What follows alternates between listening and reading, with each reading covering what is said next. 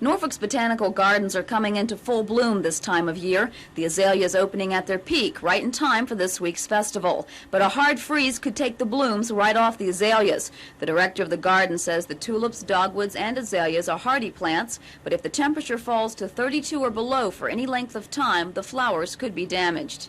Farmers are even more worried about the wet weather than the cold. Normally, Steve Barnes would have vegetables like green peppers, tomatoes, watermelons, and cantaloupes planted here on his acreage. But not this spring. The ground is just too wet.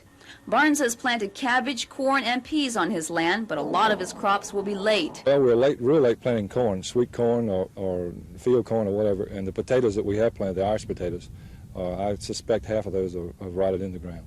Barnes says the rainy weather has hurt most farmers. The later the crop, the lower the yield. He says that means higher prices for consumers. Florida has had a big loss in all their vegetable crops, and it's the same way the whole East Coast, and the impact's going to be felt here, if not through the local stores and through the local markets, at least the things that they're shipping in. It's likely it'll be 3 to 4 weeks before local vegetables show up at the markets, and that you'll pay more for them when they do. In Virginia Beach, Cynthia Smoot, The Daily News.